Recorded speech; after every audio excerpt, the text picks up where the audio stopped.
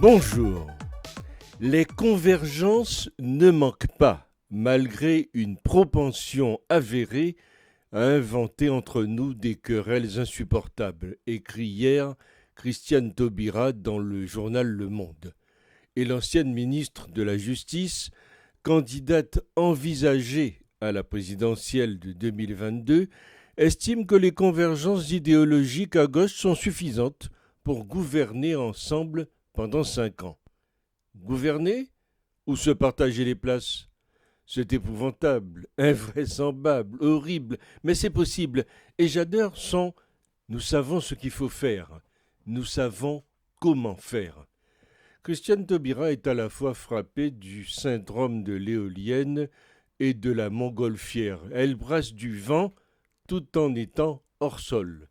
Car à la vérité, ils ont tous un ego surdimensionné et veulent tous être califes à la place du calife.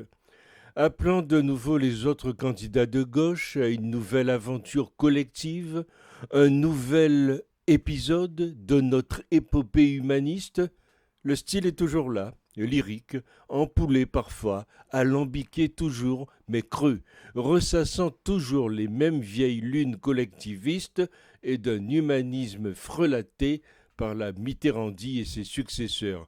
Elle a perdu de vue que la plupart de ceux qu'elle veut rassembler ont filé chez La République En Marche, et les autres ne pèsent pas plus qu'un pipi de papillon.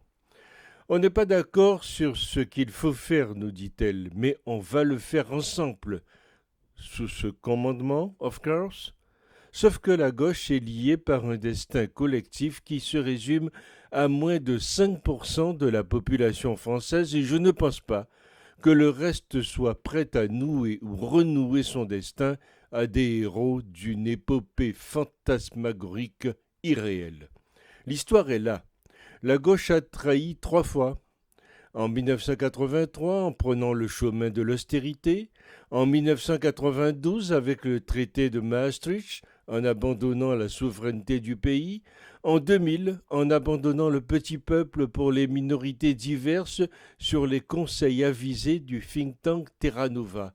La gauche a abandonné ses clients, il ne faut pas s'étonner qu'elle n'a plus aujourd'hui d'électeurs.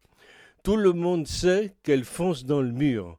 La seule question qui restait, c'est à quelle vitesse ils vont le percuter. Taubira, pour satisfaire son ego, vient de mettre un bon gros coup d'accélérateur. Ça va être spectaculaire. La gauche, toute tendance, ne dépasse pas 20%. Donc, pour gouverner dur, les divisions sont bien insupportables car c'est dans chaque camp ce qui génère une dynamique derrière un seul candidat à la fois.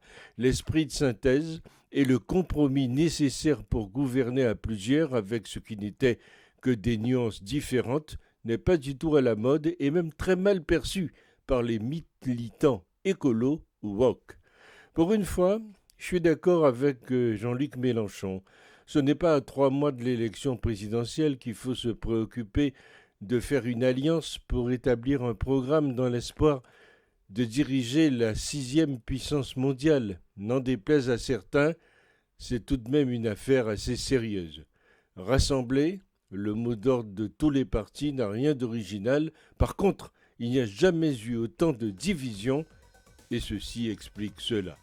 Pensez aujourd'hui qu'on peut agglomérer tous les partis de gauche est en soi déjà un renoncement politicard.